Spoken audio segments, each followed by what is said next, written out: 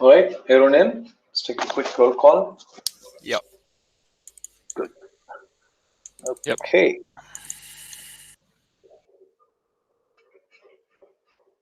Excellent. Okay. Now, now we have to talk to the server to get that particular data. So let me check in that file. So take the file, have a look at it, and we'll do it. So,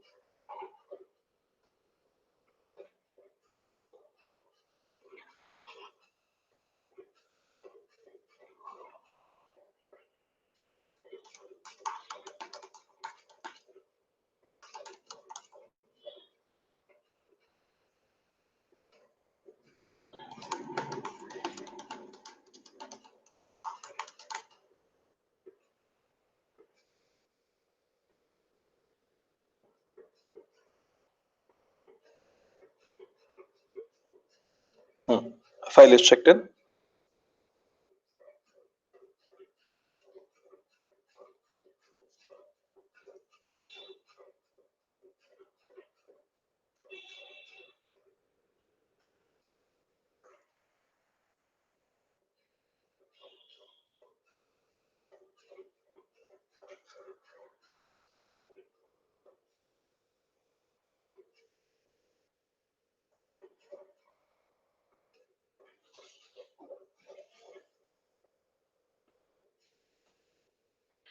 Okay. Now, so once the file is ready, right? Let us learn some important concepts. Are you all familiar with promises, or should we discuss about it? Discuss quickly, I guess, just to bring us all up. Okay.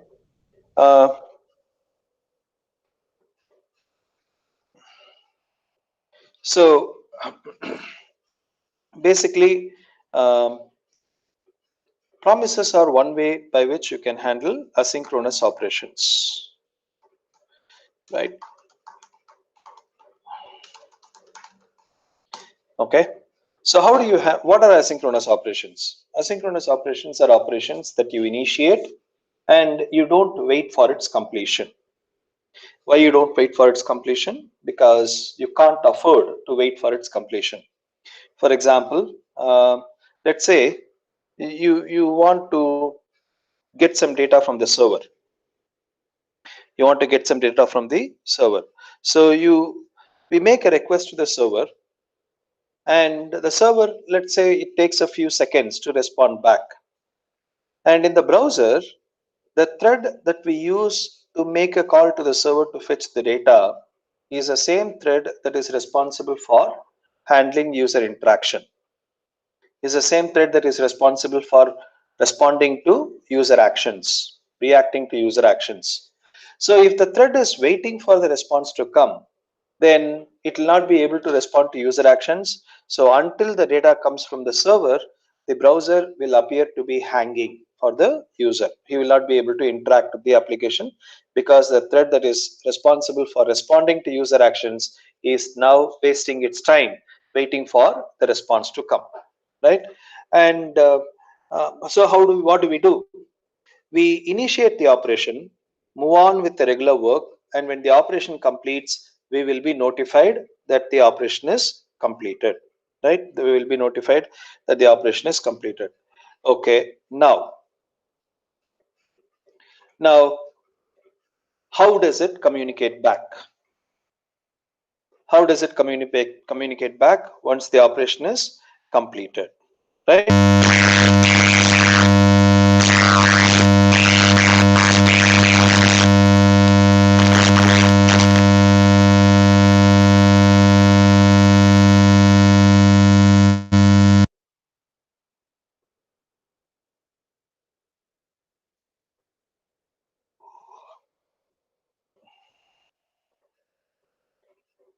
Okay, so one of them is promises. So what is the idea behind promises? The idea behind promises is very, very simple. So we have a client and we have a service. The consumer or client, whatever it is, makes a call to the service to perform an operation. We make a call to the service to perform an operation, and that call results in an object immediately, right? The service will immediately return an object, and it will say, hey, um, this is not the actual result. This is not the actual result. I will take some more time to get the actual result, but for now, hold on to this object and you subscribe to this object.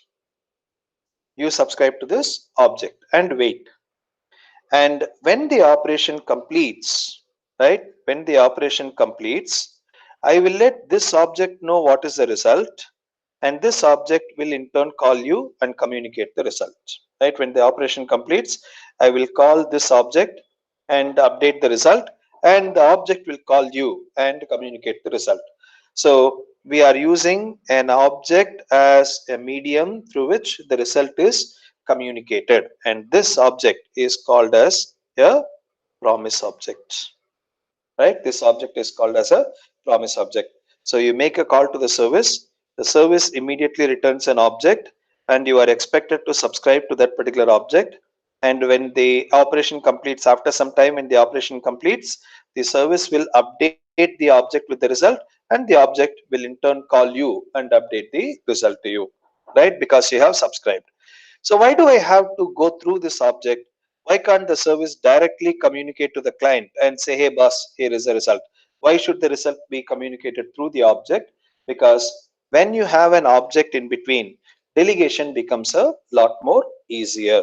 So what I can do as a client, if my responsibility is only initiating the operation, I can initiate the operation, get the object, and once I get the object, I can give this object to someone else and say, hey, you know what, I have done this and the result might be available in this object. So if you are interested, you subscribe, right? So the second client can subscribe and get the result. Delegation becomes a lot more easier. Okay, so this is the idea behind promises. And how do I subscribe to this object? The object exposes two methods. One is a then method, that to which you pass a function as an argument. The other one is a catch method, to which you pass a function as an argument. So the callback function given to the then method will be executed if the operation is successful. The callback method given to the catch method will be executed if the operation is a failure.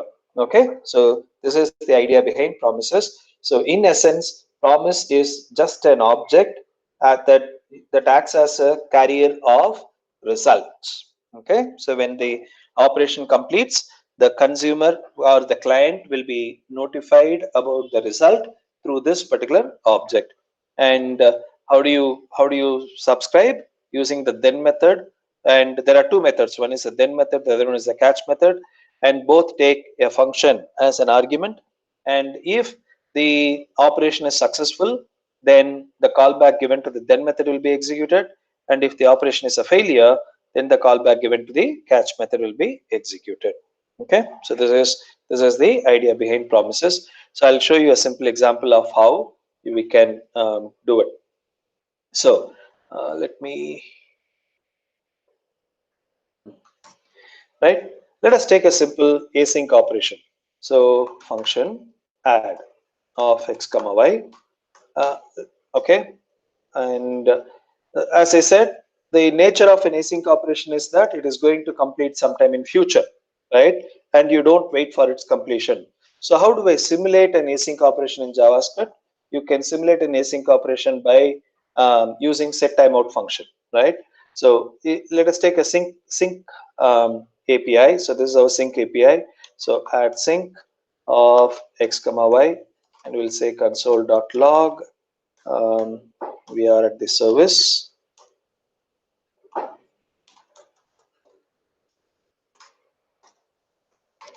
We are at the service processing. No, yeah. So processing $of x and dollar of y, and we calculate the results. Say let result equal to x plus y, and let's return the result, right?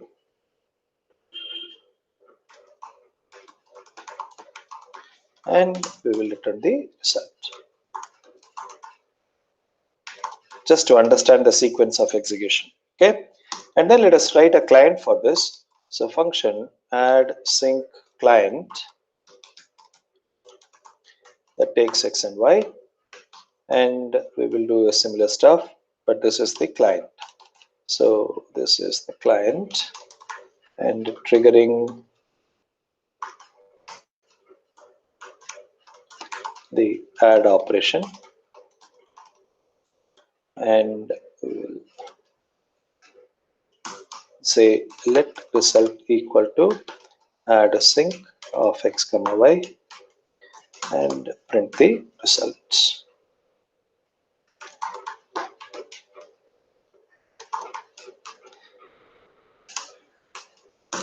Okay, so this is an async API and a client program to consume that sync API, and a client program for consuming that sync API.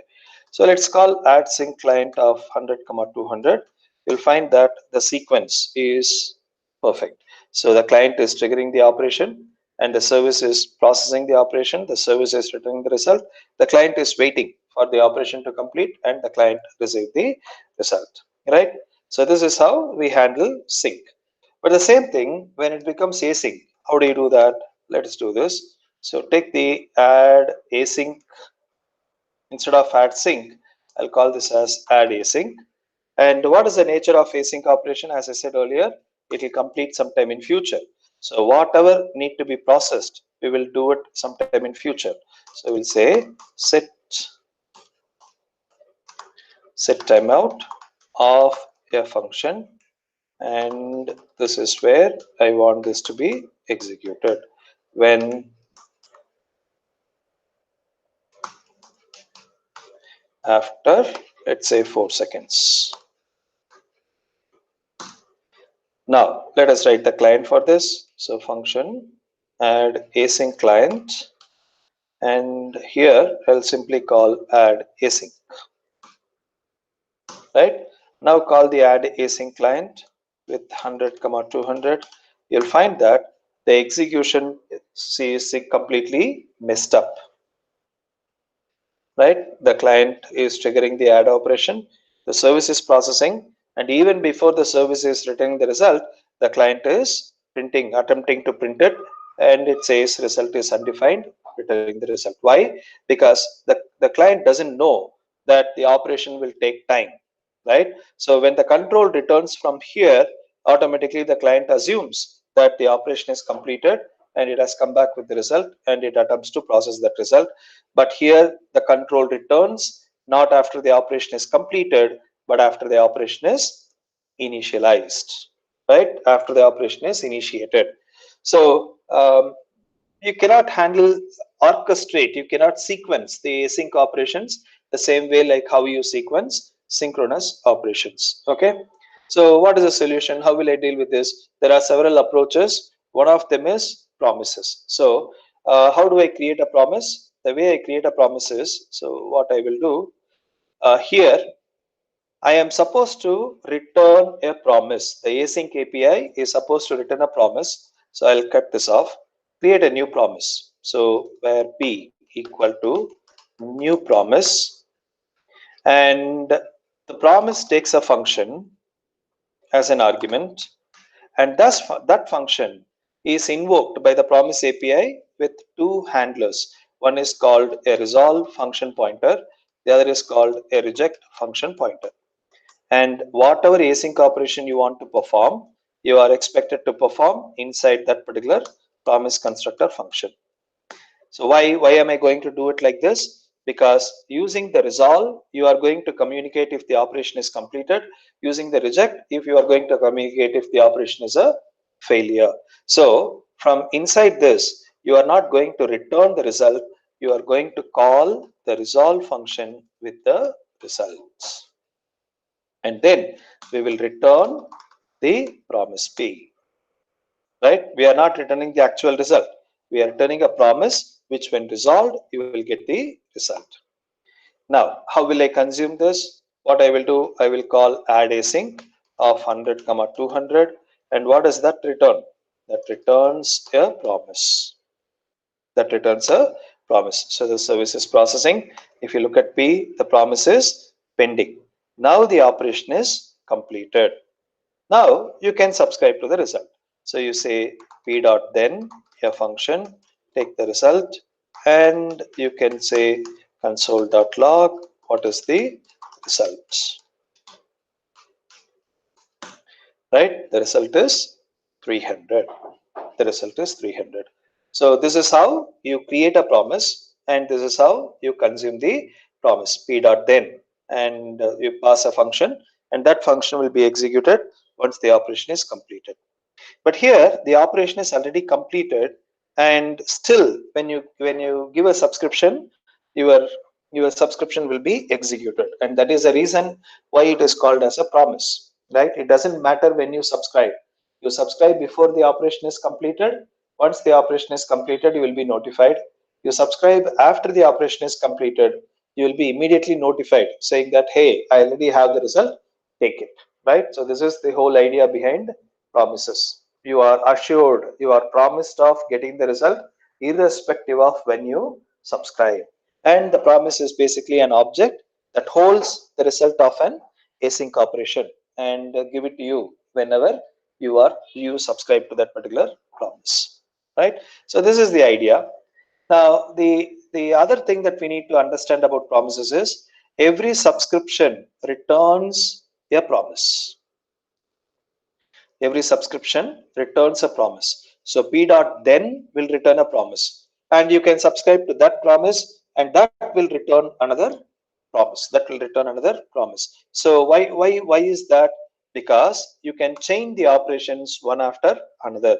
So you can say do something, and then you can say do something else, right? Which in turn can return the promise. So dot then and do something else. So like this, you can chain the operations one after another, right? You can chain the operations one after another. So this is the benefit of using a promise. Okay, are we good? Now, let us write the client API for this. So this is the service API. So let us write the client API for this. So if this is our service API, how will I write the client? I will write the client like this. So we will say function add async client that takes X and Y. And how will I invoke it? Console.log triggering add operation, and this is what how we created earlier, right? This is what how I created earlier. But instead of this, now what am I supposed to do? I am not supposed to call it like this. Instead, I am going to say where p equal to add async of x comma y, and we will say p dot then a function get the result, and when you get the result we will say console.log what is the client. So at client result equal to, right, comma the result equal to the comma the result. All right. Now if you call add async client of 100 comma 200, you'll find that it is printing client is triggering the add operation, the service is processing, after some time the service is returning the result, and the client is printing the result. Right? So the sequence is perfect. But the question is, do we like writing this code? When compared to the sync operation, handling async operation is slightly deviated, isn't it? Here you call this, wait for the response to come, and when the response comes, you immediately act on it. Here you call this, get a promise, and then you subscribe to the promise, and your subscription is expected to be invoked with the result, and when you get it, you handle it. So this is not as straightforward as how we do how we handle the synchronous operation, isn't it? So what they have done, uh, They said, okay, so you like this, but you have to write like this. So don't worry, we will let you write like this. We will internally convert it to this, right? We will let you write code as if the async API is a synchronous API, and then what we will do internally, we will convert the code into a call to the async API. So how do we do that? That is where the async await comes into picture. So basically, we can take the same stuff,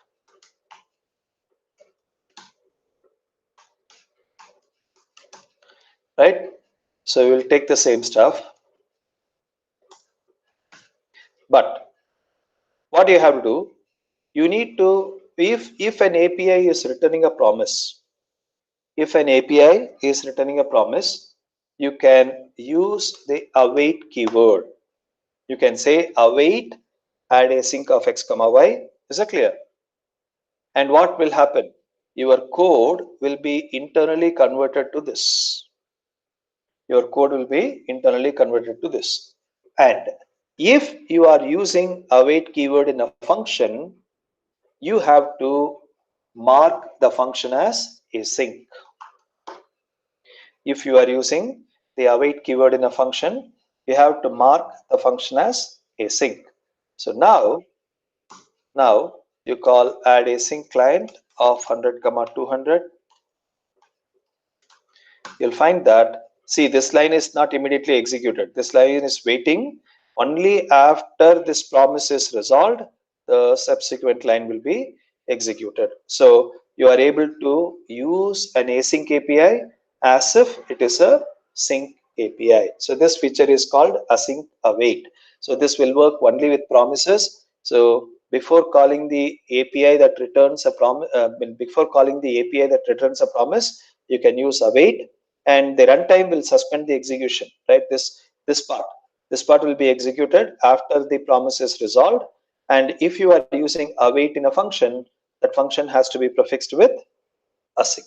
That function has to be prefixed with async, right? So this is what our, what do you call, promises, right? So promises can be handled directly, or you can, if you want to handle promises at a high level, you can handle it using async await. You can handle it using async await. Okay, very good. So promises are one of the most preferred way of handling async operations. Very good. Now, why am I talking about promises? Now, from our application, we have to talk to the server to get the data. From our application, we have to talk to the server to get the data. And which API can I use? Which API can I use? Uh, Benny, is the noise gone, or are you still getting it? I'm sorry, I just saw your message.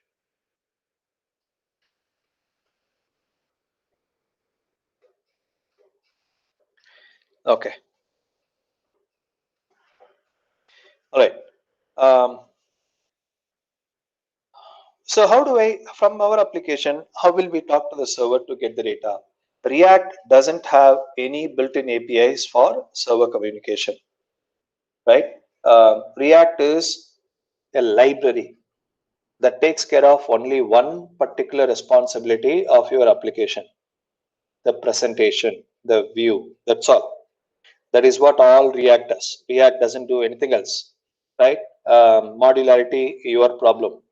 State management, your problem. Implementing non-UI responsibilities, your problem. So all these are your problem. React takes care of only the presentation aspect of your application using the component infrastructure.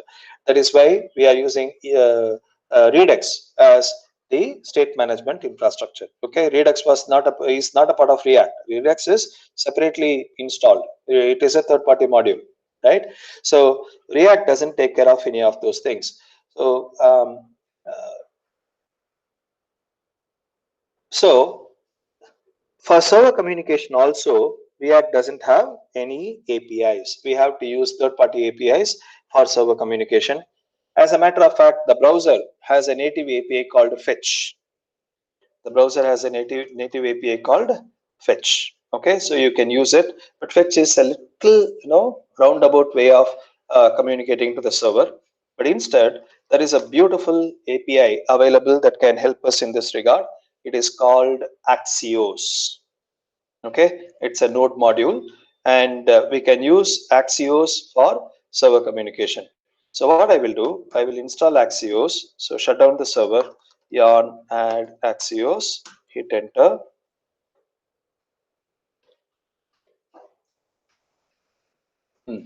Axios is installed, and I'll show you how we can use Axios for server communication.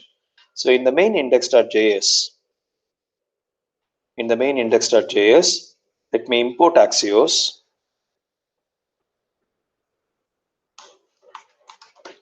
Import Axios from Axios, and then add it to the window. So window of Axios equal to Axios, so that we can experiment with this in the console. So equal to Axios. Got it. Run the server. On start. The server is running.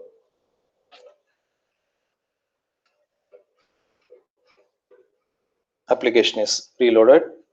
Now, what is Axios? Axios in itself is a function. So console.dar Axios. So it is a function, and the function has several methods. In JavaScript, functions can have methods. So the function has several methods. You see the delete method, get method, post method, put method, patch method, options method, right? So you have all these methods using which you can communicate to the server. So what we will do, we will say Axios dot get of http:// localhost 3030 slash bugs, right, slash bugs. What this returns? This returns a promise. The Axios call will return a promise. Okay, now how will I get the response? The p dot then, a function that will get the response, and from there, if you say console.table of response.data, okay, you will find that I hit enter. Now we have made a call and we got the data. So this is the data 1 2 3, bug 1, bug 2, bug 3. And as I told you earlier, the subscription p dot then returns a promise, right? So how can I use it? You can use it like this. So make a call, get the data, don't put a console dot table here, return, extract only the data, and this in turn returns a promise p2, and you subscribe to that particular promise. P2 dot then, a function that takes the bugs, and here we can say console.log, console.table of the bugs. Okay, this will in turn return a promise, but we are not interested in that particular promise. But nevertheless, I hit enter now. Now I got the data. Now I got the data. Now this I can combine into one step. I don't have to do it so elaborately. I can combine into one step. So I can say Axios dot get of http:// localhost 3030 slash bugs, and then dot then get the response, and from the response extract only the data, which in turn returns one more promise. So you can say dot then when given the bugs console.table of that particular bugs. Right, now you hit enter, you get everything. The result is displayed. Now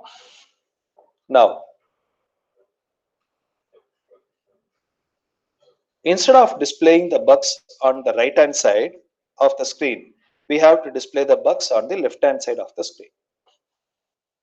Instead of displaying the bugs on the right hand side of the screen, we have to display the bugs on the left hand side of the screen. So how will I do that? How will I do that?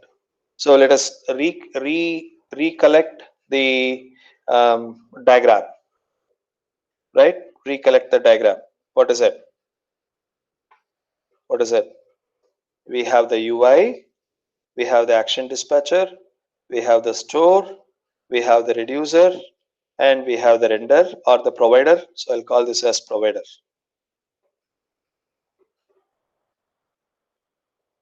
Right? We have the provider. So you interact, action is dispatched, goes to the store, calls the reducer, gets the new state, updates it, and it lets the provider know that things have changed, and the provider will re-render your component. Right? Remember this flow. Remember this flow. So if we want this data to be displayed in the UI, what is the source of data to the UI? It has to first go to the store. The data has to reach the store, and how the data can reach the store, it can the source for the data in the store is the reducer. Now, can the reducer talk to the server and fetch the data? I told you reducer should not have any application logic, right? So that logic should be where? Should be in the action dispatcher, action creator. So the logic for communicating to the server should be implemented in the action creator, and the action creator will give the data, will dispatch the action, and the reducer will give it back, give it as the actual state, current state to the store, and the store will call the provider and say this is now my current data, and your UI will now display. Your UI will now display, right? So this server communication is what you call as a side effect. Okay, this is what we call as a side effect. So we need to have this logic implemented in an action creator, and then through this particular flow, we will have to get the data. We will get the data in this particular flow. Right? So this logic has to be written where? In the action creator. Which action creator? We don't have any default action creator where we can write this logic at this point of time. So I'm going to create a new action creator that will do this job. What is that? I'll call it as load, L-O-A-D, load. So let me create a new file, call it as load.js, right? Load.js, and then here I will say export function load bugs. As a matter of fact, just say load. Just say load. And we will say constant. Let's assume that the bugs already exist. Okay. So function get bugs. Let's assume that the bugs already exist. So we will say where bugs equal to an array that contains id is 1 and name is sample bug 1 and is closed is false and created at is new date. Okay, so I am hard coding some bugs right here to understand the complexities involved in server communication. So this is 2, this is sample bug 2, and this is fine. I is closed as true. So when you want to load the bugs, what I will do, I'll get the bugs. So constant bugs equal to get bugs, or get local bugs. We call this as local bugs. So get local bugs, get the data, wait for the response to come, and when the response comes, create an action. So constant action is equal to an object where type is load underscore bugs, and then bugs is the bugs. Bugs is the bugs, and then we will return this action. We will return this action. Now I have to make it as a part of the whole action creator object. So in the index.js, I will say export load from dot slash load. So automatically this will make it into the component as a um, prop, right? This will automatically go into the component as a prop.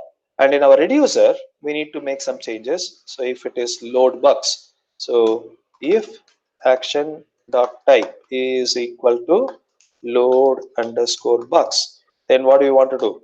Return action dot bugs. I want to take that as the current state, right? I want to take that as the current state. Okay, very good. So this is done. Now what am I supposed to do? Let us directly dispatch it and see if it works. Okay, so how do I do that? We have access to the right. We have access to the store here. So I'll say store.dispatch an object with type is load underscore bucks and comma bucks is an array where we have just one object. ID is one, name is blah blah blah, and is closed is false, and created at is new date.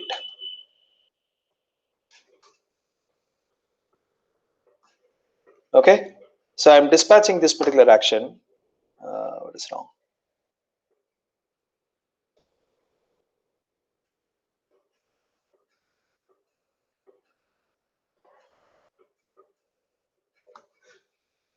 One more flower packets.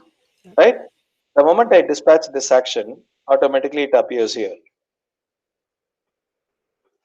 Right? The moment I dispatch this action, automatically it appears here, which means what? It was received by the reducer and it set this array as the current bucks, and the store state is updated. So it triggers the provider and the provider receives the bucks and then displays it. In our map state to props, we receive the bucks, pass it as props to the component, and the component is rendering it. Right? So when you dispatch an action, this is happening. Now, where will I have to dispatch the S action? This has to go from the UI, right? This has to go from the UI. So how will we go from the UI in the component? In the component, that is at index.js. In the component, let us have a button. Let us have a button.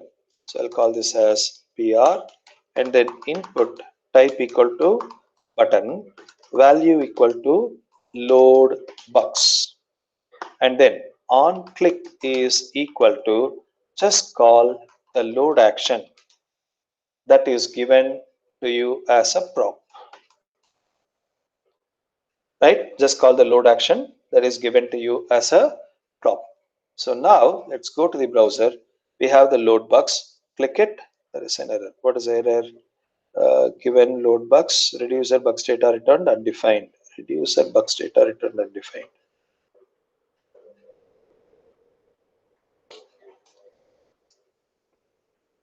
Load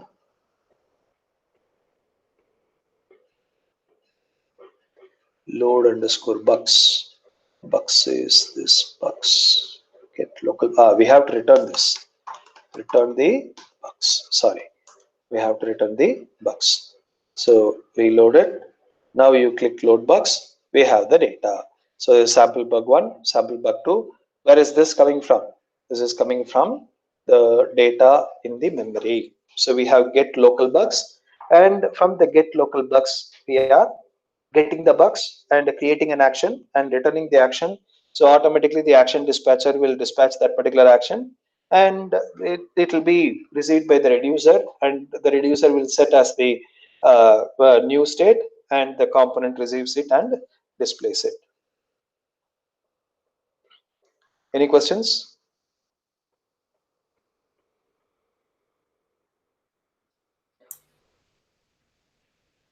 No, okay. Okay, so I'm checking in the code. Take this. Take this. So loading local bugs.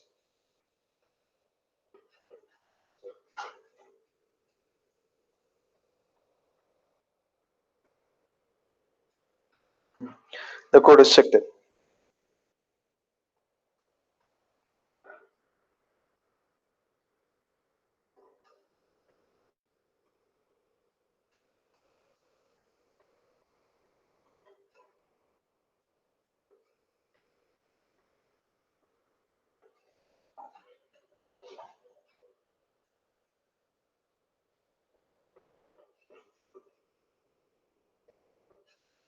Please have a look at the code. I'll be back in a couple of minutes. I'll just have some water and come.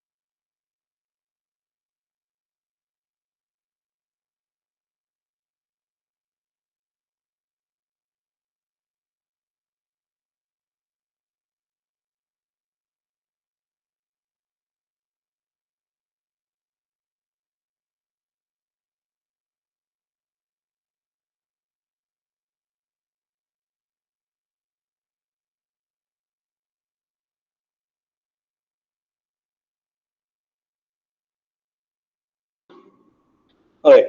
So any questions?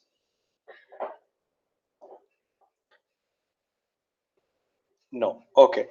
Now, what? I share my screen. Okay. Right. Now, instead of serving the local data, what do we have to do? We have to serve the data from the server. Right. Instead of serving the local data, we have to serve the data from the server. So how do we serve the data from the server? Now we know the code, right? We learned that we can take the data from the server using this logic. What is it? This logic, right? So this will give us the data from the server. So I'm going to copy this, and here let us write one more function. So function get server bucks or remote bucks or whatever it is, okay, and then paste it.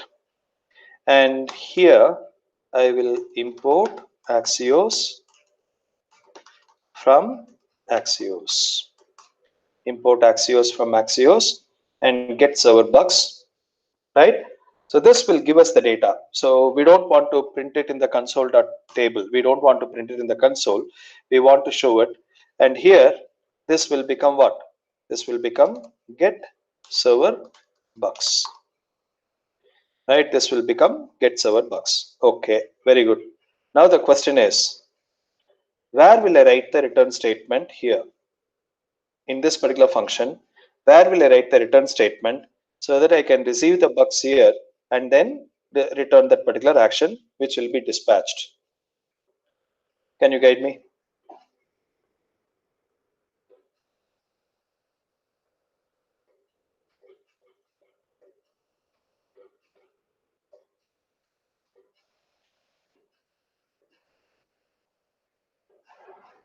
Where will I write? So I'm checking in this code. Can you make this code work so that you talk to the server, get the bucks, and then display the bucks? Try it. I'm checking in this code. Attempt it.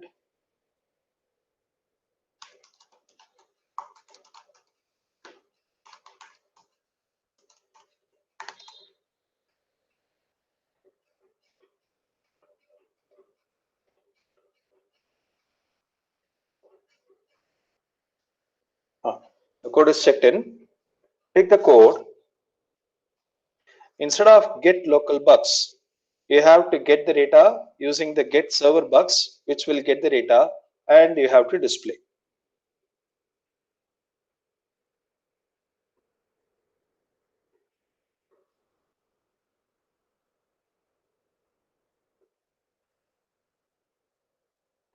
The code is checked in. Take it, modify the code in such a way that you talk to the server, get the data and display it. Do it quick. If you are unable to do, you have to tell me why you are unable to do. If you are able to do it, you show me the code of how you are able to do it.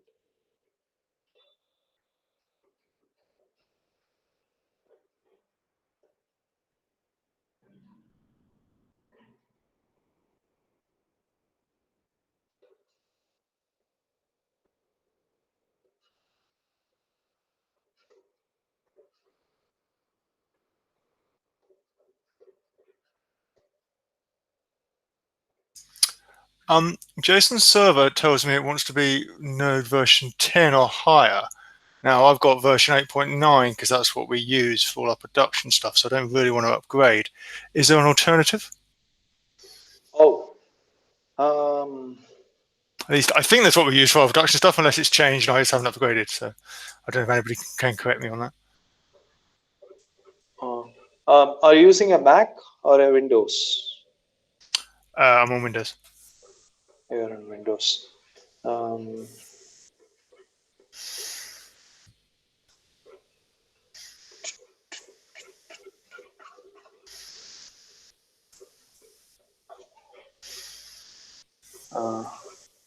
So I read this once, but I have never tried it.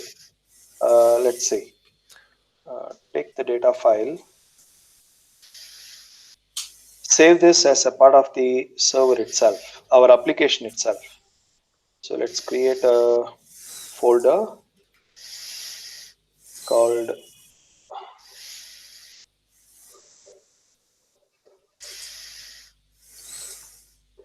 data and appdata.json, and from here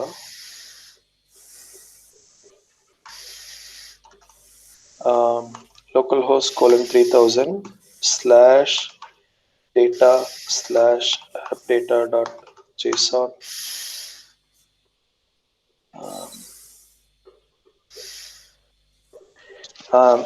I'm hearing some background noise.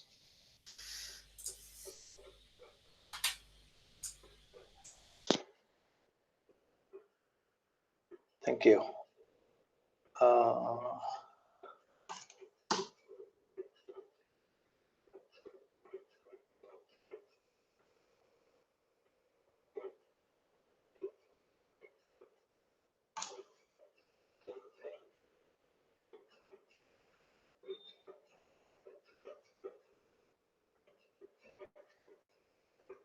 Oh, sorry. Okay. How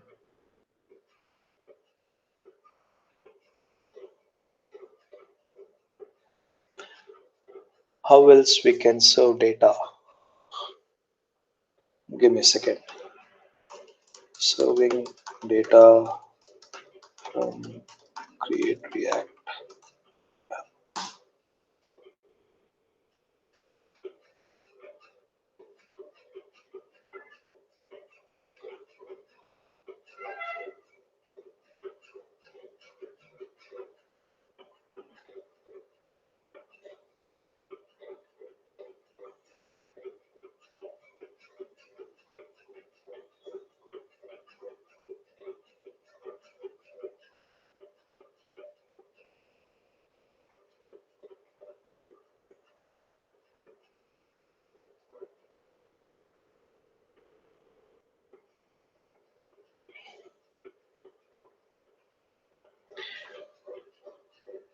JSON server older versions.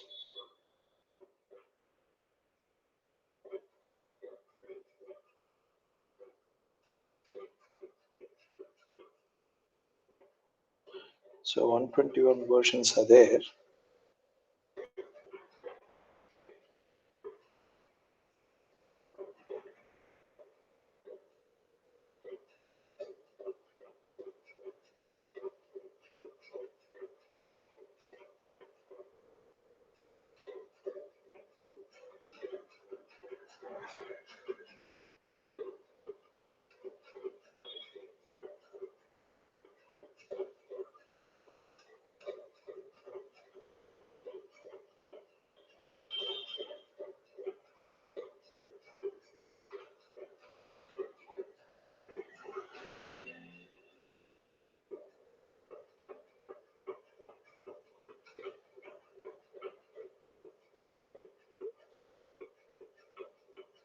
Can you try?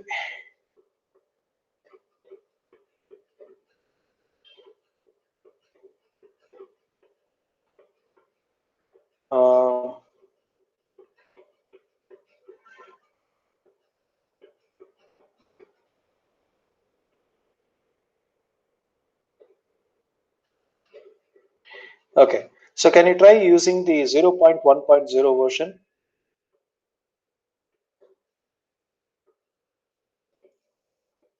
Yeah, okay, I'll give that a go. Thanks. Yeah. So we should be able to run it as npx JSON-server at 0.1.0.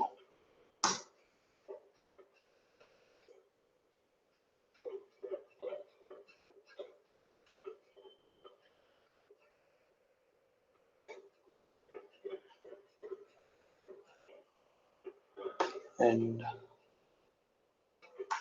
test.db.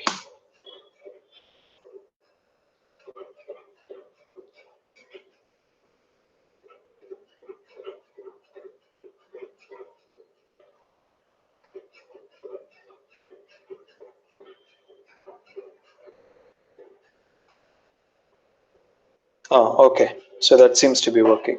Vivek says it is working. Yeah, I don't get the same error. So yeah, okay. Okay, all right. Thank you. Thanks, Vivek. Okay, so what Vivek did is Vivek installed it as a global module. So instead of using npm, npx. Instead of using npx, he installed it using npm. It's there in the chat window. So he installed it as a global module. Npm install Yeah, -g I see JSON that. server. Yeah. Yeah, Okay. so you can do that. And then you have to run JSON server. Just JSON server. You don't have to use the word npx. Just JSON server space the data file name, and you have to run it from the folder where you have the data file.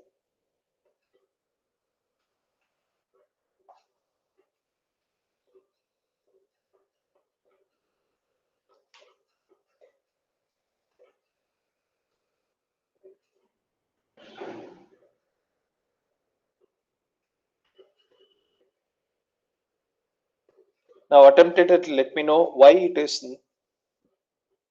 not straightforward.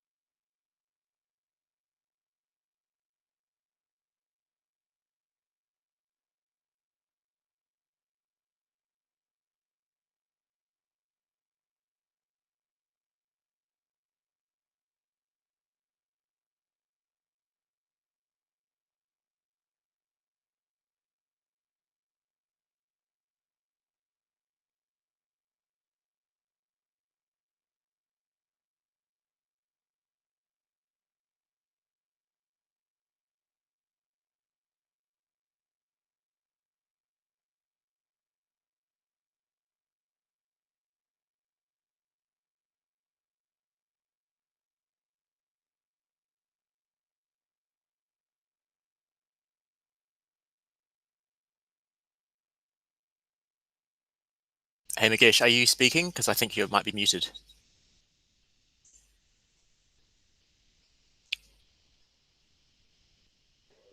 Oh, sorry. I've been talking for a while now. That's all right. All right. So here, right? So this. So when you talk about get local bugs, this we were able to immediately create an action and return it. So this is what we did, right? So this is get local bugs. Get local bugs. So we were able to immediately create an action and return. But if it happens to be a server call, so sorry, this is constant bugs equal to. If it is a server call, now get get server bugs, right? Get server bugs doesn't return the bugs. It doesn't return the bugs. What does it return? It returns a promise which, when resolved, will have the bugs. When will the promise be resolved? The promise will be resolved in future. Remember, async operations. Async operations will complete in future. And so this only returns a promise to me. This doesn't return the bugs. This only returns a promise. Okay, very good. Now, how will I get the data from the promise? I will say p dot then. I'll say p dot then, and I expect the promise subscription to be invoked with the bugs. And when it is invoked with the bugs, I will create the action. And can I return it from here? You can return, but what is expected? We are supposed to return an action from this function, not from this function. Not from this function. We are supposed to return an action from the main function. But we will be able to create the action only in future. Why? Because the data for creating the action will be available only in future. Right? So if the data is going to be available only in future, so I can create the action only in future. If I can create the action only in future, how can I return an action now? How can I return an action now? This is not possible. I cannot return an action now, because the data is not right away available. The data is available only in future. Okay, now what is the solution? What happens to your action? So whatever action you are returning, what happens to that particular action? From the action creator, the action that you return, what happens to that action? That action object is dispatched, right? Your action dispatcher dispatches this action. Bind action creators. What bind action creators return? Bind action creators return action dispatchers. So what the component receives? The component receives the action dispatchers, and the component calls the action dispatcher, which will in turn call the action creator, our function. So get the action object, and they will be dispatched, right? So what happens to the actions that we return? Their actions are dispatched. Okay. Now keep that in mind. Now I am unable to return an action. What can I do now? I am unable to return an action. What can I do now? So this is what you can do. Okay. So that was the example that I was trying out here. So basically, the what I was explaining was this. Let's assume that Vivek wants some money. Okay, Vivek wants some money. So he is asking Magesh, Magesh, can you please lend me some money? Magesh doesn't have money. So what he does, but he wants to help Vivek. So Magesh asks Pete, Pete, can you please lend me some money? Okay, now this is scenario number one. In scenario number one, Pete has money immediately at that point of time. When Magesh is asking, Pete has the money. So when Vivek asked, Magesh asked Pete, Pete already had it. Pete returns the money to Magesh, and Magesh hands over the money to Vivek. This is scenario number 1, where Pete already had the money, right? So this is the get local bugs. So the load function called get local bugs. The get local bugs already had the data. It is returning it. So the load function, what the load function is doing? The load function creates the action object and returning it, and the action dispatcher will receive it and dispatch. Let us take scenario number 2. What is it? Vivek wants some money and he is asking Magesh. Okay, and Magesh doesn't have it. Magesh is asking Pete. So Vivek is asking and Magesh is asking Pete. Unfortunately, Pete doesn't have it right away. Pete says, hey, I would like to help you, but I will get the money only on Monday. Right? Pete doesn't have it right now. Pete will get the money only on Monday. If Pete will get the money only on Monday, how can Magesh hand over the money to Vivek now? Not possible, isn't it? So Magesh cannot give the money to Vivek because Pete says he will get the money only on Monday. Okay, so now immediately we cannot hand over the money to Vivek. Okay, but on Monday, how can we arrange things in such a way that Vivek gets the money? So what we can do, if the money is immediately available, Magesh can receive it and he can pass it to Vivek. But if the money is not available right away, if the money is going to be available only in future, only on Monday, what Magesh can do?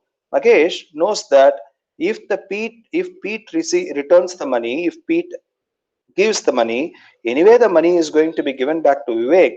But as of now, Pete doesn't have it. He will get it only on Monday. Now, what I can do? Give the reference of Vivek to Pete. Give the reference of Vivek to Pete and tell Pete, hey, anyway, the money that that I asked is only for Vivek. Now you are telling me that it is not available right now. It will be available only in future. So do me a favor. When you get the money in future, can you call Pete? Can you call Vivek and give it to him? So give the reference of Vivek to Pete so that Pete can directly hand over the money to Vivek in future on Monday when he gets the money. Am I making sense? Guys, are you following? Yep. Right? So here, what happens to your actions that you return from the action creator? They are dispatched. What happens to the actions that you return from the action creator? They are dispatched, right? But now we are unable to create an action right now. We will be able to create the action only in future. So what we can do, we will inverse our relationship. We will tell the runtime, we will tell the Redux infrastructure, hey boss, you give me the reference of dispatch, I will dispatch the action myself when the data becomes available in future, right? If I have the data right away, I will create an action object right away and return it so that you can dispatch. But I don't have the data right away. I will get the data only in future. So I want you to do me a favor. What is it? Anyway, what you are going to do, you are going to dispatch the action. But now you give me access to dispatch so that I will dispatch it when the data becomes available in future. I will do it. I will take care of it. You don't worry. I will take care of it. You simply give me access to dispatch. Why? Because the data for creating the action will be available only in future. So the action can be created only in future. I cannot return the action object straight away. So you give me access to dispatch, I will dispatch it myself. Right? So how do I do that? We return a function from here. We return a function from the action creator. You don't return an action object. You return a function and you expect that function to be invoked with dispatch.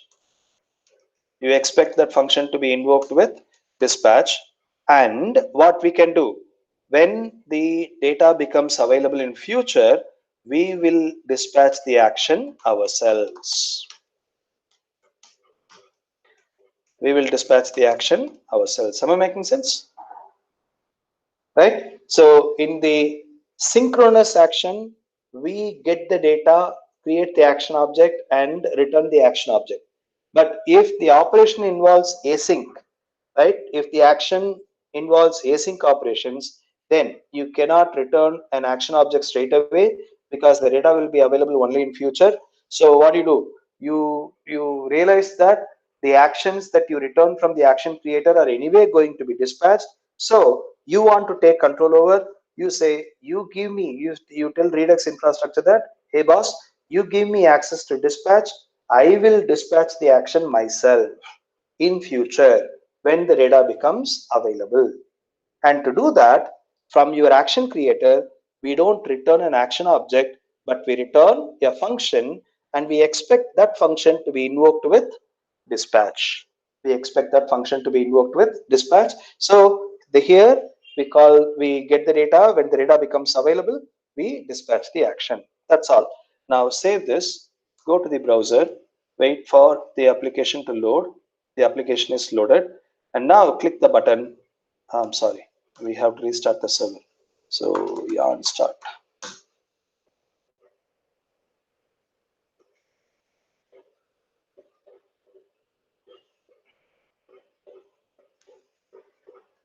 Right? And now click the button, it throws an error. What is the error? The error says that actions must be plain objects. Right? From the action creator, you are supposed to return a plain object, an action object. That is what the convention is. That is what Redux can deal with. Right? That is what Redux can deal with. Use custom middleware for async action. If you are returning a function, Redux doesn't know how to deal with it. So it is your responsibility. You handle it. How? Using what we call as a custom middleware. Right? Using a custom middleware. Now, what is a middleware? What is a middleware? So a middleware. So what is your primary skill set? Java, Node.js, .NET. What is it?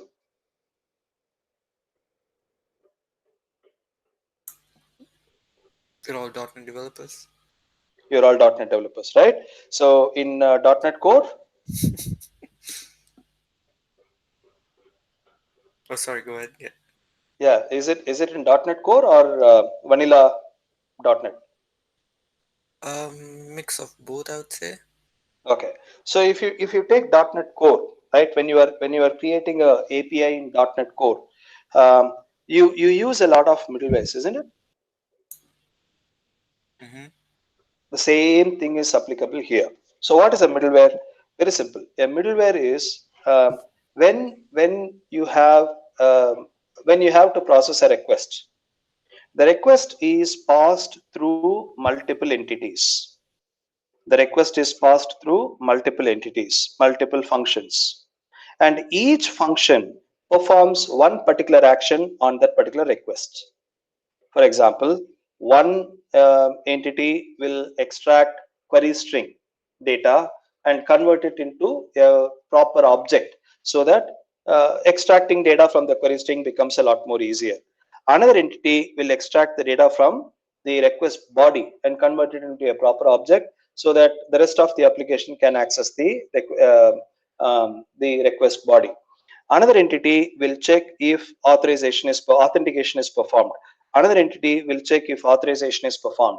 So your request and response objects will be sent through a series of functions or objects, where each and every function will perform one particular operation on that particular request and response object, right? So these are what we call as middlewares.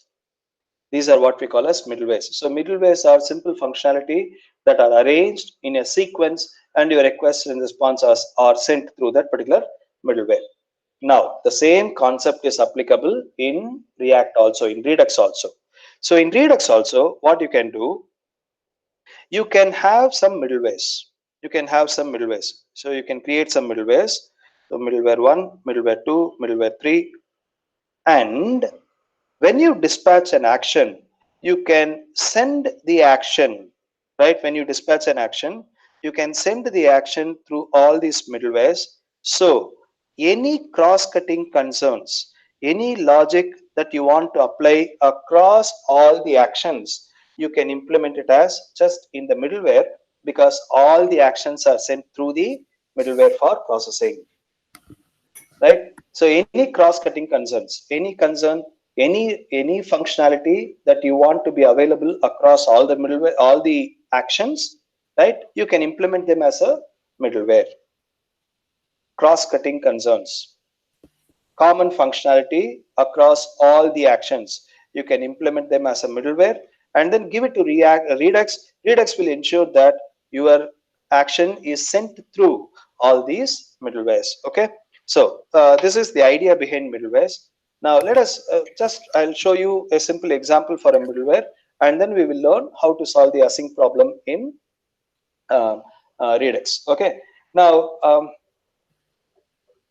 let's say I want to log all the actions. I want to log all the actions. Every time an action is dispatched, I want to log. What is a log will contain? The log will contain what is the action type. The log will contain the complete action body, action object, and then what is the store state before the action is dispatched? What is the store state after the action is dispatched? Right? So I want to display that for each and every action. For every action in the application, I want to display it. But one way by which I can solve this problem is I can implement this logging functionality in every action creator. In every action creator, I can implement it. Or I can implement it as a common functionality, implement it as a middleware, and then give it to Redux. Redux will make sure that all the actions are sent through this particular middleware. Okay, so that is what I'm going to do. So where do I do that? Let us do that in the store. So in the store index.js, let me create a middleware. So what is a middleware? A middleware is a function. Okay, so the syntax for creating a middleware can be a little tricky, but stay with me. So it is a function. Function, I'll call this as a logger middleware. Right, logger middleware. And this function will be invoked with the reference of the store. This is a setup, right? Initial setup. This function will be invoked with the reference of the store. And what you are expected to do, you are expected to return a function which will be invoked with the next in the pipeline, next middleware in the pipeline. Am I making sense? Do you understand? Why do we want this? Because we want the middlewares to be executed one after another, right? Your action should be given. So we need to arrange them in the order. We need to arrange them in the order. So what do? We have to return a function that will have a pointer to the next middleware in the pipeline for execution. And then what are we going to return from here? This is where we are going to return the actual action handler. So that will be a function which will be invoked with the action, and this is where you can handle the action. However, whatever you want to do with that particular action, you can handle it. Okay, so what do I want to do? I want to print console.group what action.type, and then console.log the action object, and then console.group before dispatch, right? Before dispatch, console.log, we have access to the store, so I can say store.getState, and then perform the actual operation. So how do I perform the actual operation? I just need to hand over the action to the next in the pipeline. I just need to hand over the action to the next in the pipeline. So I'll simply call next of the action. So something will happen. And once that happens, we'll say this is console.group end. Perform the operation. And then we will say after dispatch. This is after dispatch. Get the state and display. And then finally, you say console.group end, right? The overall group. So this is the simple logging functionality that I implemented. Okay, very good. Now, how do I use this? There is a helper method called apply middleware. There is a helper method called apply middleware, and I will use that middleware, that apply middleware helper method, to add the middleware to the execution pipeline. So, comma, when I create the store, I'll say create store root reducer, comma, apply middleware of what? The logger middleware. Apply middleware of the logger middleware. Now save this, go to the browser, wait for the application to load. Is the application running? Application is running. Now wait for the application to load, clear this whole stuff, the console, and now let us try this. Okay, so one up, you see, right? So the action is up, type is up, delta is 1. Before dispatch, bugs data array should filter false, spinner data is 0. After dispatch, spinner data is what? 1. Are you with me? And you say 5 up. Now up is type is 5, delta is 5, and before dispatch, spinner data is 1. After dispatch, spinner data is 6. Are you with me? Yep. Right? So this is the middleware.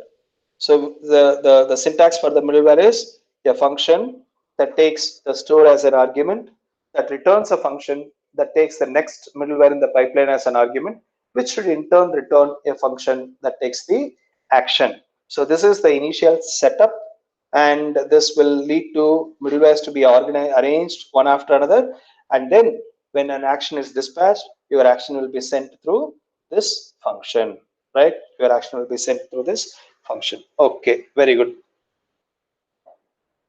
Now, how can I write this, simplify this? How can I simplify writing this? So I can write this as constant logger middleware equal to store. When given the store, take the next, take the action, and perform this operation.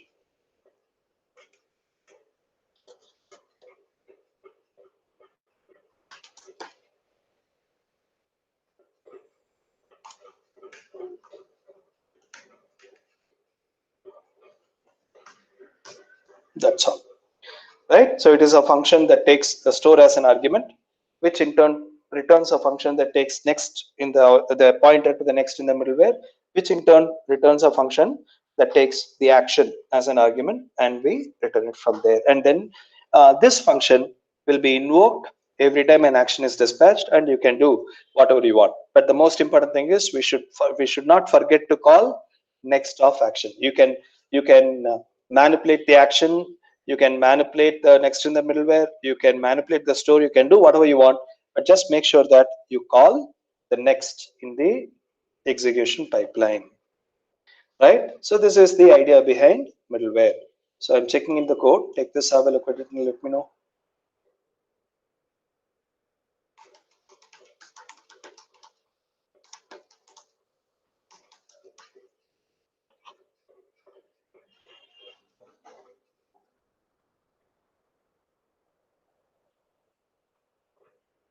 Code is checked in. Please take a few minutes, go through it.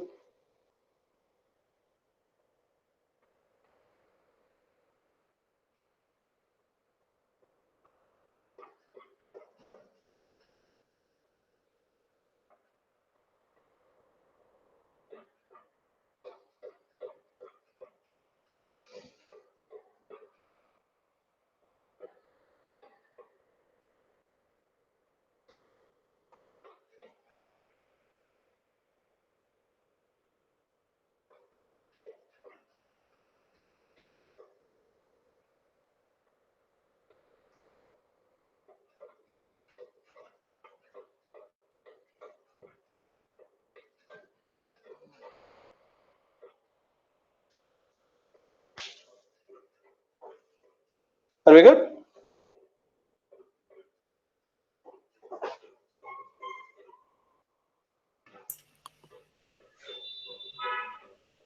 Okay. Now, how can I use this for handling async operations? How can I use this for handling async operations, right? So what we want we want to have access to dispatch. Where do we have access to dispatch? The store has access to the dispatch. So anyway, our action is our action creator returns a function, right? So what I will do, I will write a middleware that says constant async middleware is equal to store returning next, returning an function that takes an action. And here, what do you want to do? We will check if the action is of type function. So type of action is equal to function. If that is the case, then what do we want me to do? Return, call the action with store.dispatch, right? Else,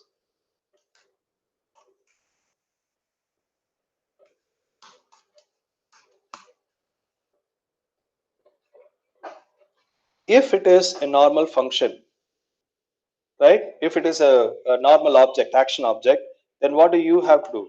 Return next of the action, call next of the action.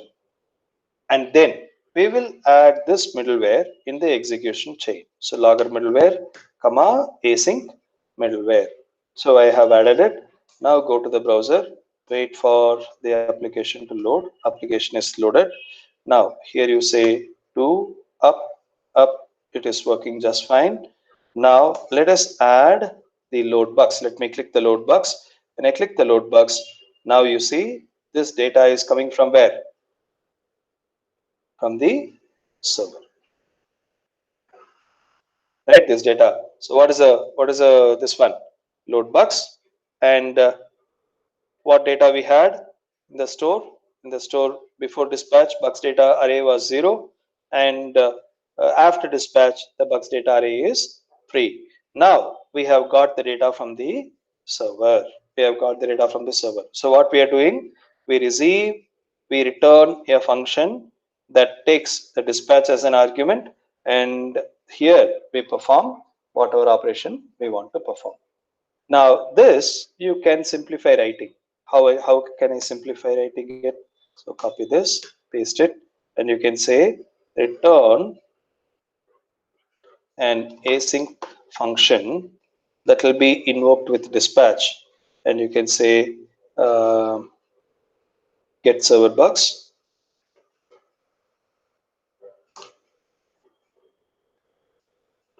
constant bugs equal to await get server bugs, and then when you get the bugs, you dispatch the action.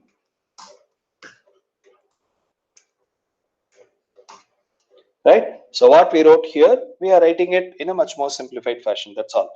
So now go to the browser, wait for the application to load, click the button. I still have the data. So if your action creator is going to perform an async operation, don't attempt to return an action object.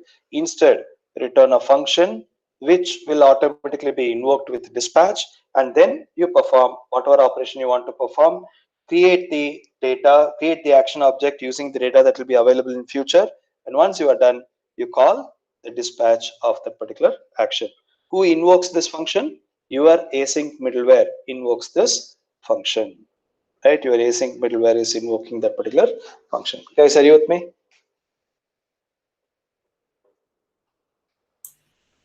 Yep. Right? I'm checking in the code. Take this, have a look at it.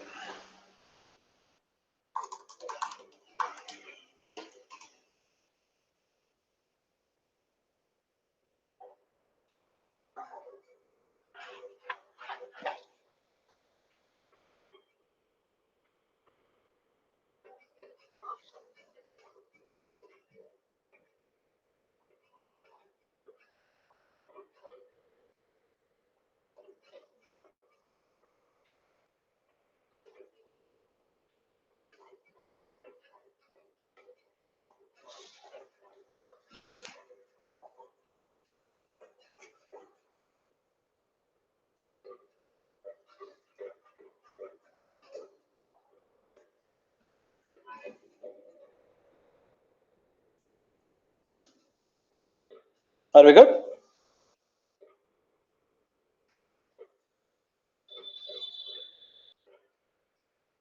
Okay. Now, instead of having all these things in the store.js file, what we can do? Am I audible? Check. Yep. Okay. So instead of having all these middlewares in the store, we can keep them in a different file and then import it. So this I will under the store. Let me create a new folder, call it as middlewares, and under the middlewares, let me create a new file, save it as logger middleware.js and paste it, and you say export default logger middleware. Now similarly, you can also take the async middleware and create another file and call it as async middleware.js and paste it and export default async middleware, and here in the store import both of them.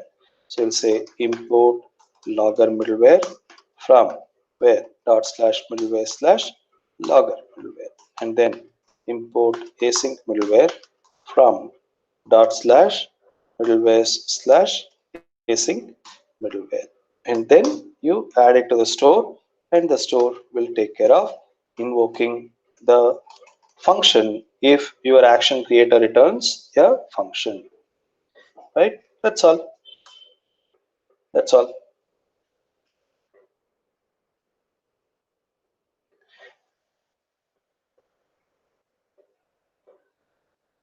Okay.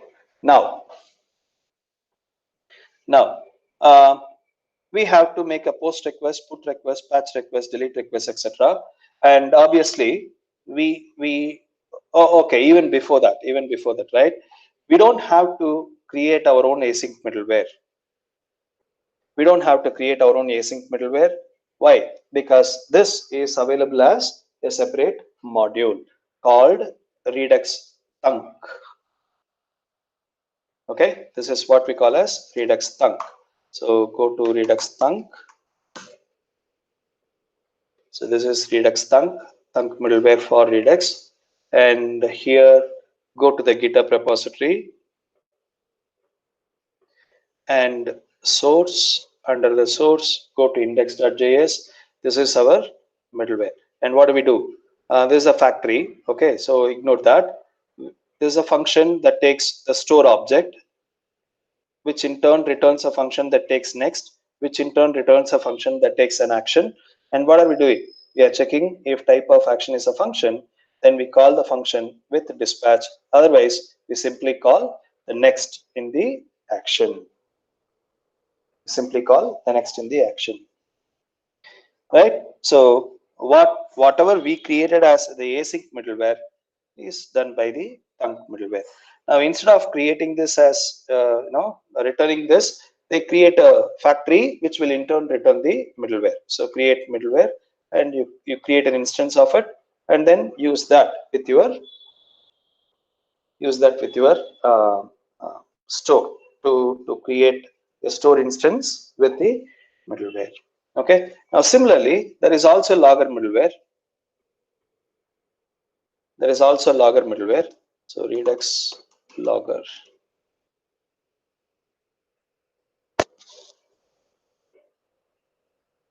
Okay, and the logger middleware will do more or less what we have done. Okay, so I'll show you how you can use the logger middleware. So logger from Redux logger. Okay, so let us add this yarn add Redux hyphen logger,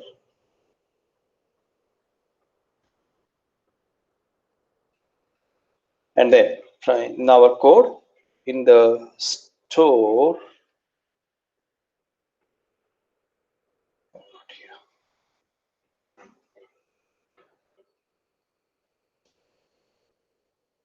in the store index.js, we will import the logger from Redux log. Import the logger from Redux logger, and instead of the logger middleware, just say logger.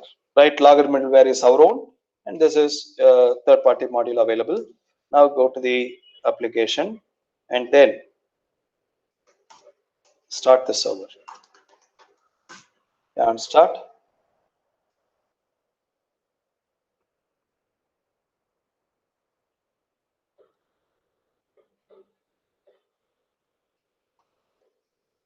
Okay, now dispatch an action. So 3 up, this is the logger middleware. The action is up at this particular date and time, and a previous state is what?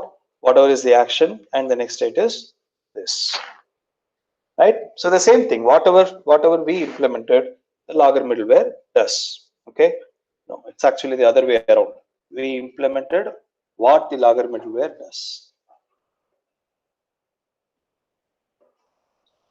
Okay, so any cross-cutting functionality that you want to implement across all the actions, you can implement them in the middlewares. You can implement them in the middlewares. Okay, very good. So we have done this. Now what I can do, so this is one way of handling, but this is not the only way. This is one way of handling. What is the other way of handling?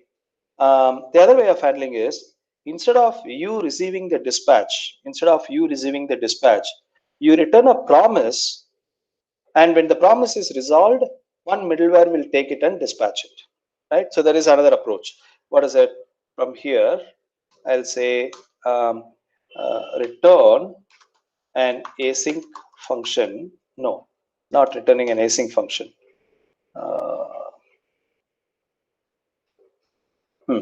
Right? Directly write the logic. So constant bucks equal to or return get server bucks dot then when given the bucks, right? When given the bucks, you create an action and return that particular action. So copy this, and then you say constant action, and this don't dispatch it. You return this action. You don't dispatch it. You return this action. So what will go from here? What will be returned from here? A promise which when resolved will contain this particular action, right? A promise which when resolved will contain this particular action. Okay, now how will I deal with this? By default you will not be able to, but you can write a middleware to handle that. So you can say import promise middleware, constant promise middleware is equal to a store that takes next as an argument, which will take an action as an argument. And what I will do, I will check whether the action is a promise. So action instance of a promise. If the action is an instance of promise, then what I will do, I will wait for the promise to resolve. So I'll say action dot then you will get the action object. So when you get the action object, what do you want to do? You want to call store.dispatch of the action object, right? Else what we will do, we will simply call next of that particular action. We'll simply call next of that particular action, store.dispatch of that action, or you can also call next of that particular action. That will be taken care of. Okay, so we'll say next of the action object.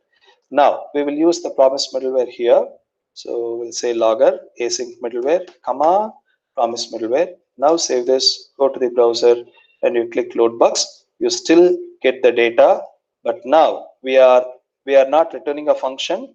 We are returning a promise which when resolved will contain the action, and what the middleware will do, that middleware will dispatch it. It will take care of it will take the responsibility of dispatching the action object from the promise, right? So this is another approach of solving the same problem. So there are several ways of handling async operations, and we looked at, one is the Redux thunk approach, the other one is the promise middleware. As a matter of fact, you don't even have to write this. There is already a built-in library that can do this job for us. So it is called Redux Promise. Redux Promise middleware. Okay, Redux Promise middleware, and what you return. Promise middleware enables simple yet robust handling of async action creators. So you can return a promise containing an action object when the promise is resolved, your middleware will receive the action object from the promise and dispatch it itself, right? So this is pretty much what our middleware is also doing. So maybe after some time, have a look at the code. So I'm going to take this, paste it in a promise middleware. So new file, call it as promise middleware.js, paste it, export default, promise middleware, right? And in index.js, we import it, import promise middleware from /middleware/promise middleware, and then that is added to the execution pipeline, and automatically it will be executed. So one middleware takes care of logging, another middleware checks if the return value from the action creator is a function. If there is a case, then it invokes it with dispatch, giving the freedom to the action creator function to dispatch the action whenever it becomes available. Or the you can return a promise from the action creator, and there is a middleware that will check if the what is returned from the action creator is a promise. If that is the case, it will wait for the promise to resolve. Once the promise is resolved, it expects the promise to resolve with an action object, and it will receive the action object and dispatch that action object, right? So these are all some of the ways by which you can handle async operations, right? I'm checking in the code. Take this, have a look at it.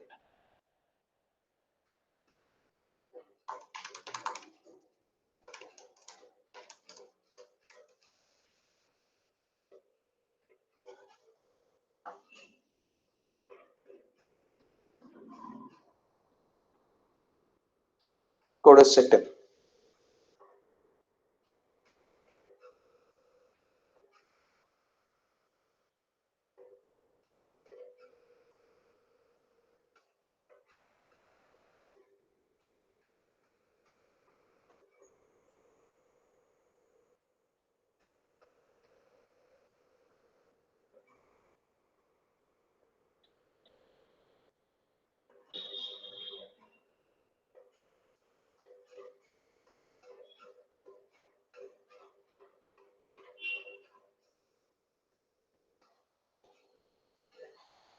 Any questions?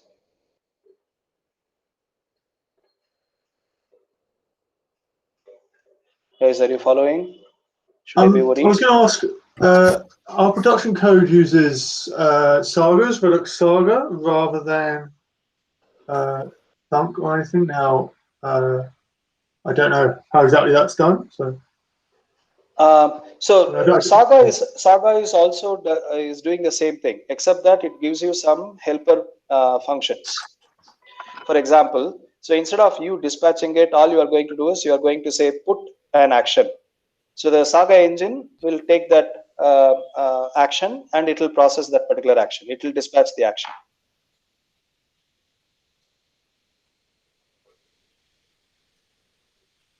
I'm not entirely well. Obviously, I know what our production code looks like, so I know that. Yeah, I know that that's what happens.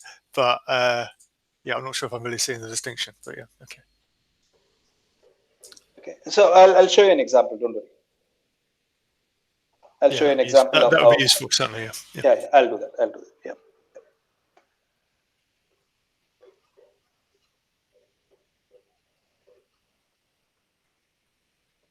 All right. Okay. So now what we will do, we will refactor this code. So you can refactor this, right? So you know very well that this logic should not be here. So this has to be in some other API. So we will under the bug tracker, let me create a new folder, call it as services. So under services, let me create a new file, save it as bug API.js. And here, let us write. So import Axios from Axios, and then function get all. And what this will return? This will return Axios dot get of service endpoint. Right. So what is service endpoint? Constant service endpoint is equal to http://localhost:// 3030/bugs and dot then when getting the response you simply return response.data, or you can also write it as the async and here await, right? So constant response is equal to await and then return the response.data, right? Return the response.data. Similarly, you can also have a save function. So async function save, take the bug data, bug model data, and then you can check if the bug data dot id equal to 0, then I am going to make a post request, else I am going to make a put request. So here you can say constant response equal to await axios dot post of the service endpoint, comma the bug data, and then return response dot data. Else here we will say constant response equal to await axios dot put single backquote $of brackets and service endpoint slash $of bug data dot id and pass comma the bug data, and whatever is the response you return that response. So return the response dot data. Now similarly you can also have a remove functionality. So function remove bug data and we will perform this, right? But instead of making a put request, we'll make a delete request and don't pass the data here and return response.data, and then export default of what get all comma save comma remove, get all comma save comma remove. And in load, so instead of using these functions, I will not import axios. I will import the bug API. So import bug API from /services/bug API, and then here we just need to say bug API dot get all. Bug API dot get all, that returns a promise, and you say dot then blah blah blah, right? So that will take care of it. You return the action. Now similarly, what you can do it in the add new. So in add new you import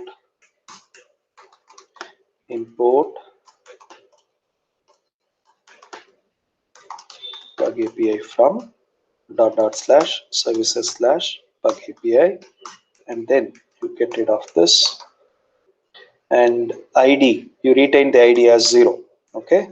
And then you can say what are we returning? We are returning a promise object, right? So we will say return bug API dot save the new bug data, and then when you get the new bug, what we will do? We will create the action and return the action object, which will be processed by the promise middleware. Okay, that will take care of it. Now this is your add new, and toggle remove closed view implemented. Okay, so save this, go to the browser, wait for the application to load. The application is loaded, and click load bugs. The bugs are loaded, and then let us add a new bug. I'll say bug-4 and click add new. The bug is added and it is displayed here. You'll find that in the data file the data is updated. So that is the bug 4 at this particular date and time. right? The rest you can implement. Toggle, remove closed, all those things you can implement it. Make sense?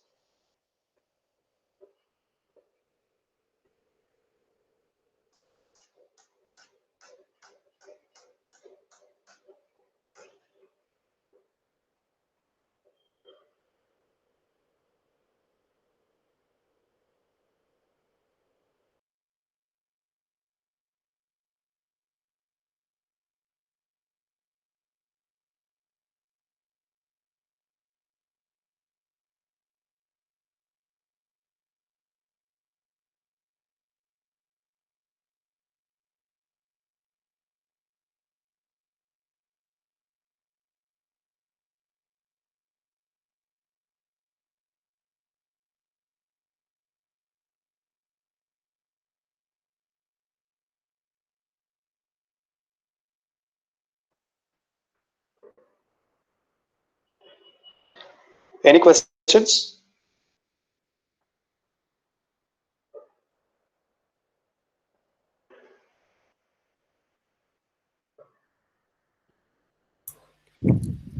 Oh, good. Okay, I'll take a 15 minutes break. Take your tea break and come back. We'll continue the discussion. Cheers, thanks.